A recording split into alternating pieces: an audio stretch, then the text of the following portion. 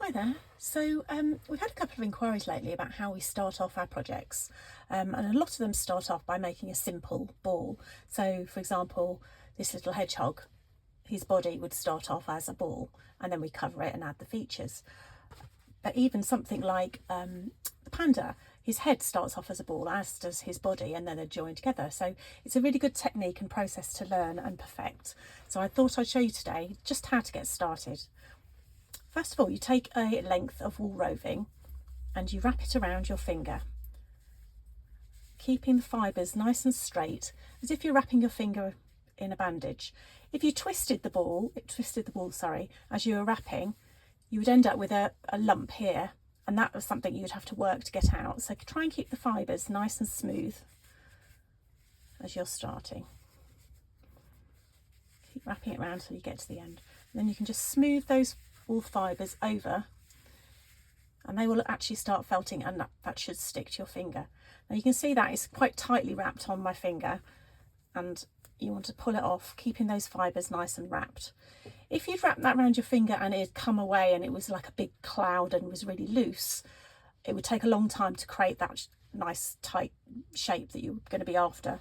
So try again and wrap it around until it's nice and firm and stays fairly solid when you take it off your finger. What you want to do then is hold your needle.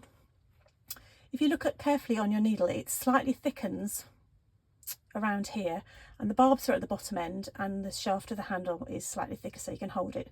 We tend to put our finger where the needle thickens here and hold it nice and firmly like this. That way you've got a lot of control. If you hold your needle at the end, you wouldn't have any control over where that was going. So hold your needle nice and firmly, and what you can do is tap. When you stab, your finger is tapping on the wool, and that way the needle, where all the barbs are, is going into the centre of the ball, and that way you're not just felting the top surface of the wool. So you can see here I'm just doing some nice even stabs, not too deep, not too hard, just all the way round, just to sort of knit those initial fibres together, and that way now come and unwrapped nice and easily.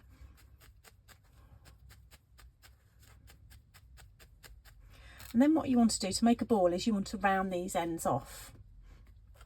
So you take your needle, and if you start in the middle and just start tapping over around the edge and then give the ball a little rotate. Tap round and then rotate. Tap round and then rotate. As you first start, you can see there it's starting to round off. It will tend to push quite a bit of the fibre over to one side, but don't worry too much about that. Just keep working round in a circle, rotating the ball, stabbing with nice even pressure.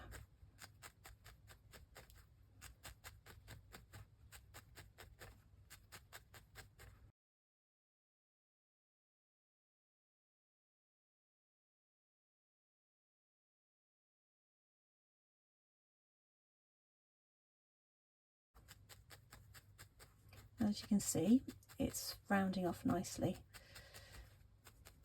It's starting to get more of a domed shape. So you can carry on working on one end if that's what you want to do, or you can just, while you can, work on the other end. Do the same thing. Working from the middle.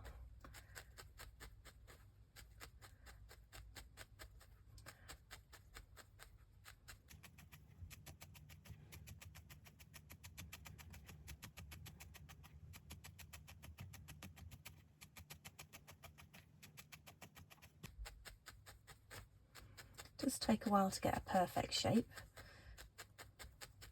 but if you just keep working evenly, keep looking at it from all different angles.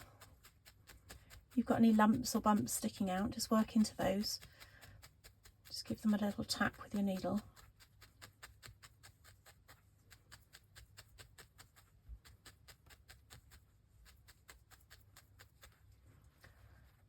And we've now got a ball. It's quite an oval shape, so you could work more either end, firmer either end, and that will just shrink it down.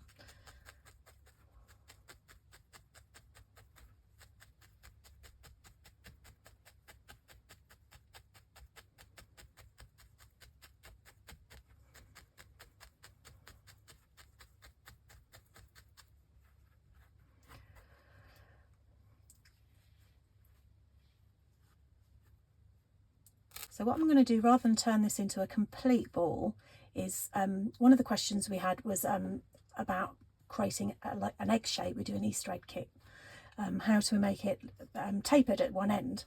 So I'm just going to show you, and this is useful if you're making a nose excuse me, or a face shape where you want it slightly longer, or you also do a frog kit where we start off with a ball and then we flatten the back down. So this is just a way to show you how you can create a shape once you've got like a sphere shape, how you can change that into something else. So what I'm going to do is make this into an egg. So I'm going to look at my shape to start with. I think this is going to be a nice round bottom, so I'm going to taper this top shape. So look at your shape first, see what you're trying to do, and again we're going to do pretty much what we were doing to create the roundness, starting in the middle and working over. We're just going to add a little bit more pressure, be a little bit firmer.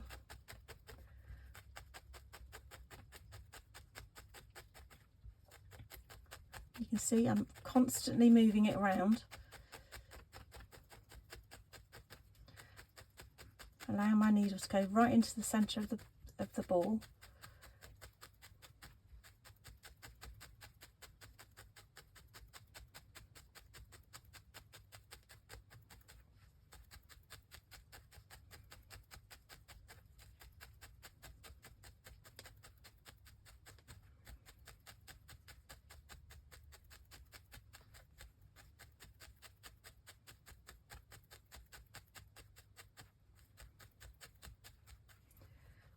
You can see it's starting to taper.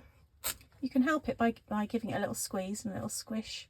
You can start to see that it's starting to take on that tapered shape at the top. So keep working until you get the shape you want.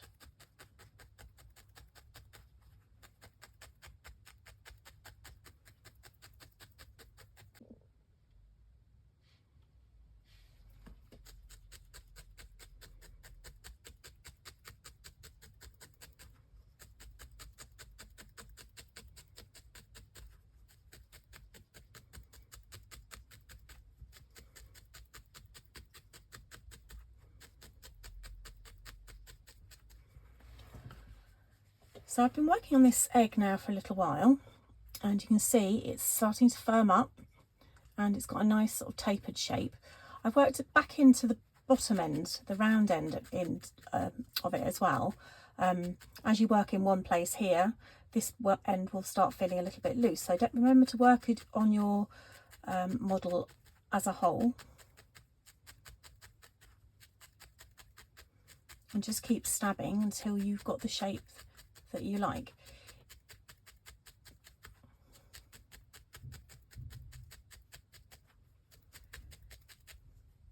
So here I've got like a little bit of a sort of a lumpy shape. If this is clay, you'd know what to do to get rid of that lump. You just poke it in with your finger and smooth it down until it became nice and smooth. What you're doing is the same thing, but you're using the needle. So if you find a little lump or a bump or something that you want to sort of reduce in size, just gently work over it and tap it until the shape changes and you get the desired effect you're looking for. But you've got to remember to look at it as a whole.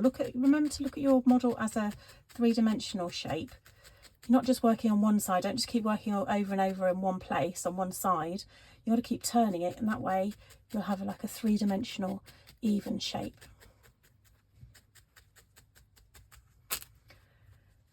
So there you can see I've been working on that for a little while, and it's beginning to take on a nice egg shape. It's still got quite a little bit of give in it. You can keep working on the felt until it becomes really quite hard.